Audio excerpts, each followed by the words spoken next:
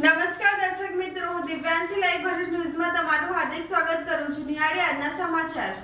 અંકલેશ્વર જીઆઈડીસીમાં પ્રદૂષણ ફેલાવતા ઉદ્યોગો દ્વારા સતત પાણીમાં પ્રદૂષણ ફેલાવવામાં આવી રહ્યું છે.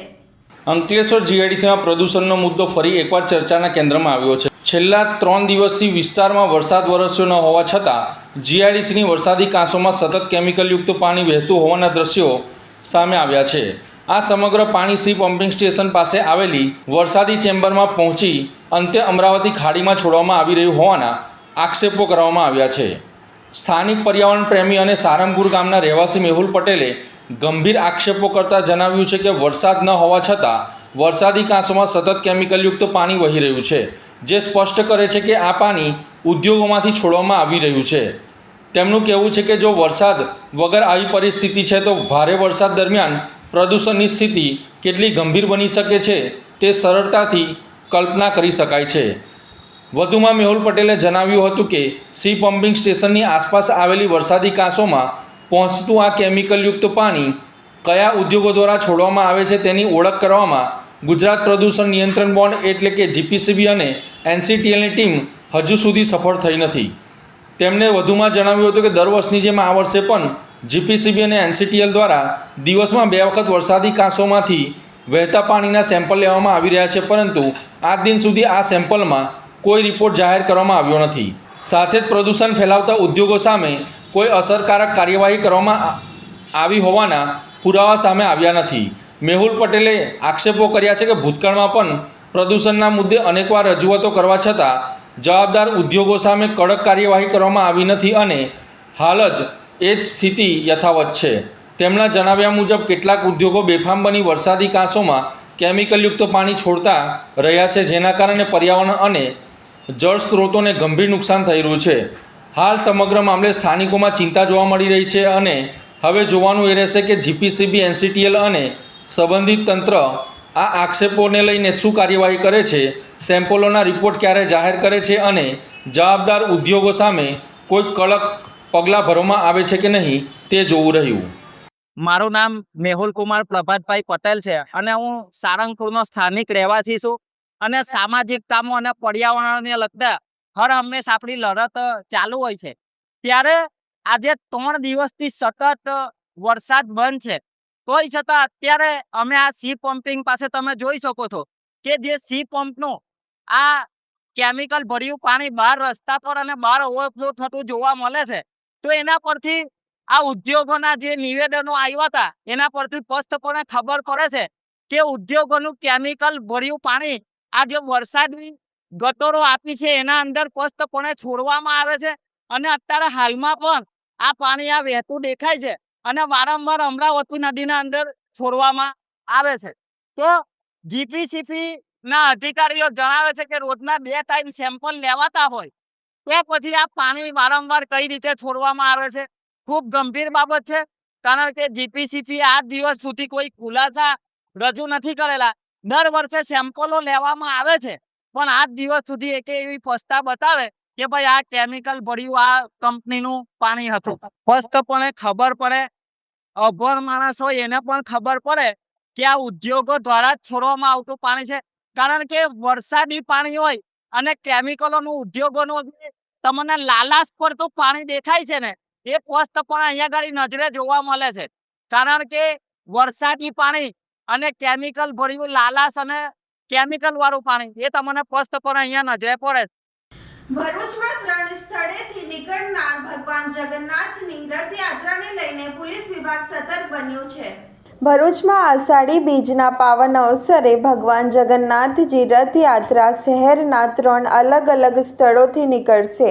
રથયાત્રાના પર્વને શાંતિપૂર્ણ અને સુરક્ષિત રીતે સંપન્ન કરવા માટે પોલીસ તંત્ર સંપૂર્ણ સતર્ક બન્યો છે. જાહેર સ્થળોએ કડક ચેકિંગ હાથ ધર્યા બાદ એ ડિવિઝન પોલીસ મથકે ડીવાયએસપી સી.કે. પટેલની અધ્યક્ષતામાં શાંતિ સમિતિના બેઠક યોજાઈ હતી. બેઠકમાં હિન્દુ અને મુસ્લિમ સમાજના આગેવાનો ઉપસ્થિત રહ્યા હતા.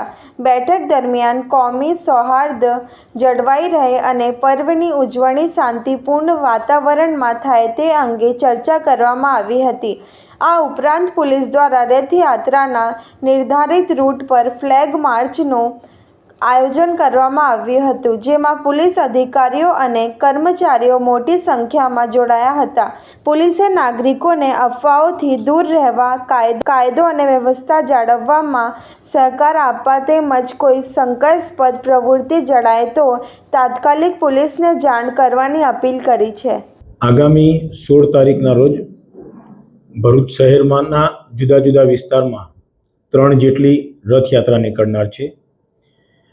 ભરૂચ શહેરમાં આ ત્રણેય રથયાત્રાઓ બહુ શાંતિમય વાતાવરણમાં નીકળે અને આ રથયાત્રાનો પ્રસંગ શાંતિપૂર્ણ અને ભાઈચારાના વાતાવરણમાં પાર પડે તે હેતુસર આજે ભરૂચ શહેરના હિન્દુ મુસ્લિમ બંને કોમોના આગેવાનોની આજે એક શાંતિ સમિતિની એક મિટિંગ બોલાવવામાં આવેલ હતી અને તેઓને આ બાબતે અપીલ કરવામાં આવેલી હતી. તો બંને સમુદાયના આગેવાનોએ આ યાત્રા પ્રસંગ બહુ શાંતિમય વાતાવરણમાં પૂર્ણ થશે એવી ખાતરી આપેલી છે અને પોલીસ દ્વારા પણ ભરૂચ જિલ્લા પોલીસ અધિક્ષક શ્રી અક્ષયરાજ મકવાણા સાહેબના માર્ગદર્શન હેઠળ આ ત્રણેય યાત્રાઓ બહુ શાંતિમય વાતાવરણમાં નીકળે અને શાંતિમય વાતાવરણમાં પૂર્ણ થાય એ હેતુસર પૂરતો બંદોબસ્ત રાખવામાં આવનાર છે. અંકલેશ્વરના ધંતુરિયા ગામે દારૂના ધંધાનો વિડીયો વાયરલ થતા મહિલા બુટલેગરનો પત્રકારને ફોનનો ઓડિયો વાયરલ થયો. અંકલેશ્વરના ધંતુરિયા ગામમાં પાનના ગલ્લાની આડમાં વિદેશી દારૂનું વેચાણ થતું હોવાનો એક વિડીયો સોશિયલ મીડિયામાં વાયરલ થયો છે. આ વિડીયો ભરૂચની સમસ્યા નામના મીડિયા ગ્રુપમાં સમાચાર સ્વરૂપે પ્રસારિત કરવામાં આવ્યા હતા. વિડીયો પ્રસારિત થયા બાદ ધંતુરિયા ગામની મહિલા બુટલેગરે પત્રકારને ફોન કરીને વાયરલ થયેલો વિડીયો તેમને કોણે મોકલ્યો તે અંગે પૂછપરછ કરી હતી. પત્રકાર અને મહિલા બુટલેગર વચ્ચે થયેલી વાતચીતનો ઓડિયો પણ હવે સોશિયલ મીડિયામાં ચર્ચાનો વિષય બન્યો છે. સમગ્ર ઘટનાએ ફરી એકવાર ગેરકાયદેસર દારૂના વેપાર અને તેને લઈને ઊભા થયેલા વિવાદ પર લોકોનું ધ્યાન દોર્યું છે. હાલ વાયરલ થયેલા વિડીયો અને ઓડિયોની સત્તાવાર રીતે કોઈ પુષ્ટિ થઈ નથી તેમજ આ મામલે પોલીસ તરફથી કોઈ સત્તાવાર નિવેદન સામે આવ્યું નથી. જો તપાસમાં વિડીયોની સત્યતા સામે આવશે તો કાયદેસરની કાર્યવાહી થઈ શકે છે. મહિલા બુટલેગર અને પત્રકાર વચ્ચેની ફોન પર થયેલી વાતચીતનો ઓડિયો સાંભળો. હેલો. હા, કોણ? હેલો, ધનતુરિયાથી વાત કરું છું. હા. આપણે તમારા ગ્રુપમાં તમારી ચેનલ પર એક વિડીયો આવ્યું છે મારું. કોણ આપ્યું હતું તમને? એટલે કયો વિડીયો? ભરૂચનું સમસ્યા પેલું ખુલ્લેઆમ દારૂ વેચાણવાળું. હા, તો વેચે તો આવ્યો હોય બેન, એમાં હું છે? એ બધું કોણ આપ્યું એમ કઈ ખબર કે હોય તો? એવું કોઈ તમે દારૂ ક્યાંથી લાવ્યો એવું કહેવાના છો?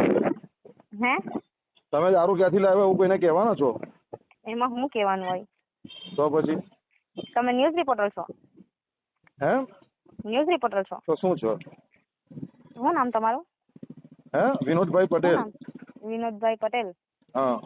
સારું સારું. અંકલેશ્વરમાં ગાંજાના કેસમાં વોન્ટેડ મહિલા આરોપીની એ ડિવિઝન પોલીસે અટકાયત કરી હતી. ભરૂચ એસઓજીની ટીમે અંકલેશ્વરના ગુજરાત હાઉસિંગ બોર્ડ સુરતી ભાગોળ વિસ્તારમાં દરોડો પાડી લક્ષ્મીબેન ઠક્કરના મકાનમાંથી આશરે 1.224 કિલોગ્રામ ગાંજો તથા અન્ય મુદ્દામાલ મળી કુલ અંદાજે ₹62,000નો મુદ્દામાલ જપ્ત કર્યો હતો. આ મામલે લક્ષ્મીબેન ઠક્કરની ધરપકડ કરવામાં આવી હતી, જ્યારે ગાંજાનો જથ્થો પૂરો પાડનાર ગોયા બજાર વિસ્તારમાં રહેતી રૂકસાના ઉર્ફે એનાનું નામ સામે આવતા તેને વોન્ટેડ જાહેર કરવામાં આવી હતી. આ ગુનામાં વોન્ટેડ રૂકસાના ઉર્ફે એનાની એ ડિવિઝન પોલીસે અટકાયત કરી તેના વિરુદ્ધ કાયદેસરની કાર્યવાહી હાથ ધરી છે.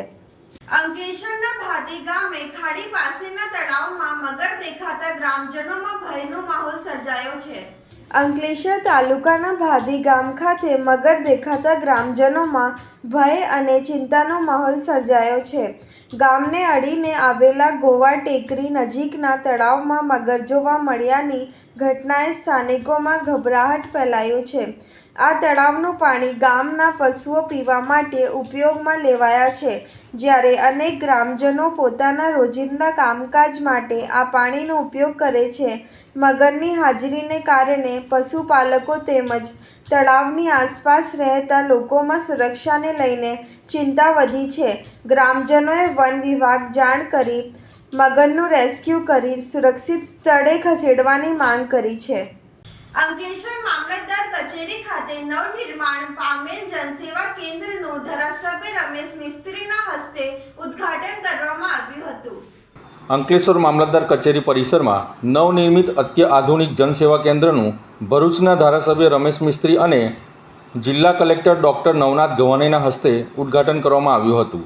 અંકલેશ્વર ખાતે શરૂ થયેલું આ નવું જનસેવા કેન્દ્ર આસપાસના ગ્રામ્ય અને શહેરી વિસ્તારના લોકો માટે આશીર્વાદરૂપ સાબિત થશે, જ્યાં વિવિધ પ્રકારના પ્રમાણપત્રો અને દાખલાઓ મેળવવાની કામગીરી વધુ ઝડપથી બનશે.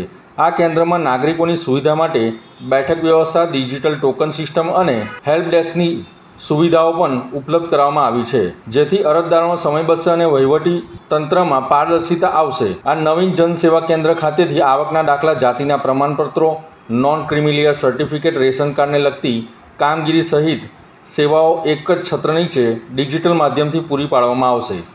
આ ઉદ્ઘાટન પ્રસંગે પ્રાંત અધિકારી ભવદીપસિંહ જાડેજા, અંકલેશ્વરના મામલતદાર રાજન વસાવા સહિત અધિકારીઓ અને કર્મચારીઓ જોડાયા હતા. અંકલેશ્વરના સુરતી ભાગોળ વિસ્તારમાં પાણીની લાઇનની કામગીરી દરમિયાન રેતી ભરેલી ટ્રક ફસાઈ હતી. અંકલેશ્વર શહેરના સુરતી ભાગોળ વિસ્તારમાં GUDC દ્વારા ચાલી રહેલી પાણીની લાઇનની કામગીરી દરમિયાન અચાનક જમીન બેસી જતાં રેતી ભરેલી એક ટ્રક રસ્તા પર જ ફસાઈ ગઈ હતી. ઘટનાને પગલે સ્થળ પર લોકોના ટોળેટોળા ઉમટી પડ્યા હતા અને થોડા સમય માટે અફરાતફરીનો માહોલ સર્જાયો હતો. પાણીની લાઇનના કામને કારણે રસ્તાનો એક ભાગ નબળો પડ્યો હતો.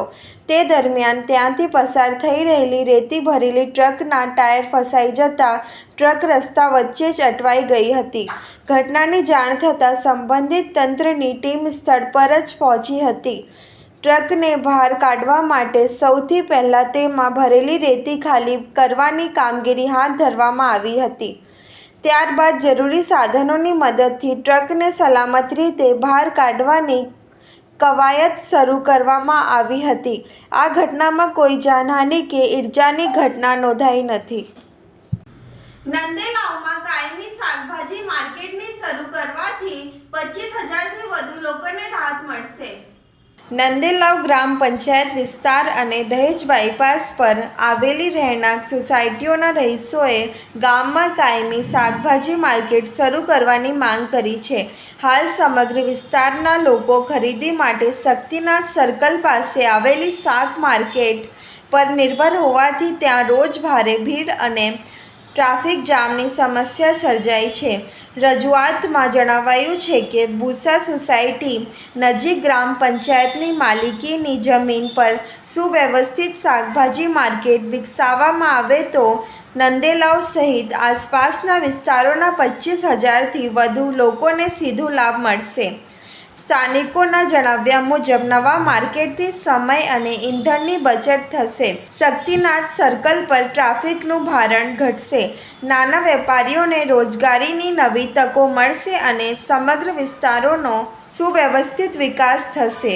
આ માંગને લઈને જિલ્લા કલેક્ટર, જિલ્લા વિકાસ અધિકારી, પ્રાંત અધિકારી, મામલતદાર, તાલુકા વિકાસ અધિકારી, સ્થાનિક ધારાસભ્ય રમેશભાઈ મિસ્ત્રી તેમજ નંદેલાવ ગ્રામ પંચાયતને આવેદનપત્ર આપી વહેલી તકે કાયમી શાકભાજી માર્કેટ શરૂ કરવાની માંગ કરવામાં આવી છે.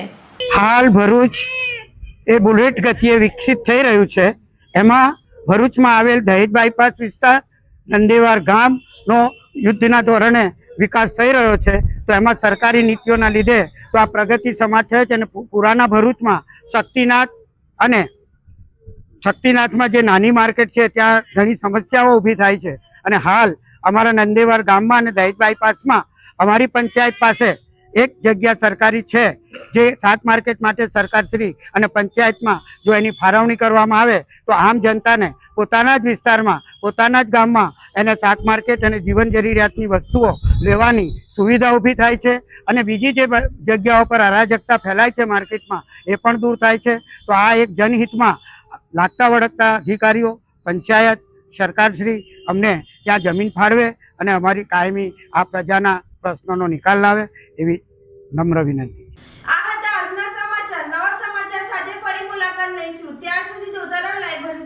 નમસ્કાર.